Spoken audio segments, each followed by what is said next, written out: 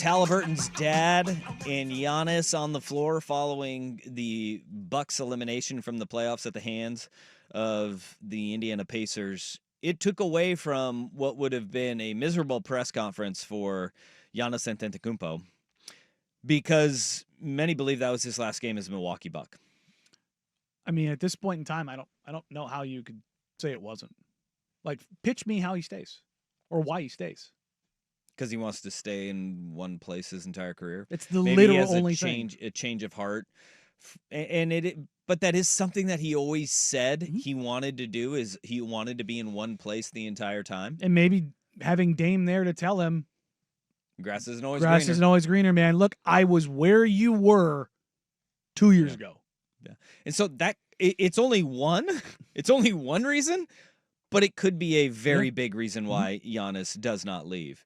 But following the game, I actually appreciate the creativity in this. Was it Nem? Eric Nem? Yeah.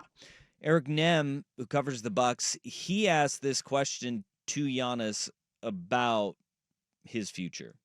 Look, I'm not going to do this. I'm not going to do this. I know how this is going to, whatever I say, I know how it's going to translate. I don't know, man. I wish I was still playing. I wish I was still competing and going back to Milwaukee. I don't know. Well, he knows. That's the problem. That is the biggest indicator of a guy who's going to be gone. Is that I know what's going to happen here. I know what you guys are going to do, no matter what I say. It's because we all know, man. He gone. It is what it is. And for those wondering, Nem and Giannis have an incredible relationship. Like that's why Nem can ask that question in that spot and get at least that answer. And he asked, do you still want to win another championship in Milwaukee? Mm-hmm. And that was the answer. It wasn't yes. It was it's the first time when we saw this with Dame. When it was, came to the end of the season, changes might need to be made. He knows. He sat there on the sideline. You could see it on his face. He knows. It does suck. And look, part of the thing to blame in all of this is the owners and the way the CBA is designed. It is now punitive to keep your stars. It is punitive to keep your stars, particularly your homegrown ones, because of how much more money they can get and how much sooner they can get it. It's the new CBA has basically said you can have 2 stars and everybody else is going to cycle through. And so you're just going to have this upheaval and turnover. And any team that had 2 or 3 guys locked in at max before the new CBA is paying for it right now. Every single team.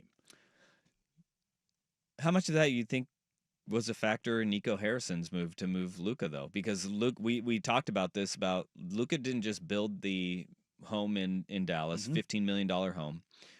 It was he's going to be up for the super max extension and building a contender. Like you just said it is punitive. And with the second apron now, you can't really dump into it. And nobody's really talked about that because it was such a dumb trade.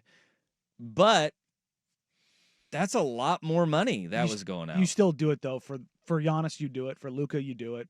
For Prime LeBron, you do it. For Tatum, you do it. But everything else is tougher. And this is the interesting thing about this, and this is kind of a more of a holistic conversation, but if you're taking Jokic as the best player in the world right now, and he, let's say the max money you could pay anyone in the NBA, you just take the limits off of everything, but you cap it at $100 million.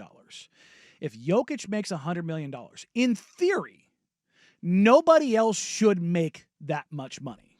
Nobody else should make over $80 million then. If we're using $100 million as just this baseline that's out there, the next best player should be getting at least 20% less, right? Do you think so? Like, would you say SGA? Would you say Giannis? On that team? Oh, no, I'm just saying like across. No, I'm talking about on the team. That God, yes, team. Yes. So you're taking what you're saying though is Jokic. Nobody should be paid more than Jokic league wide. Yeah, because when you talk about because right now what you see on teams is like you have 2 guys that make the same amount of money and you're going on the same roster and you're going, oh my goodness. Michael Porter Jr. is making $40 million. he should be nowhere near half that.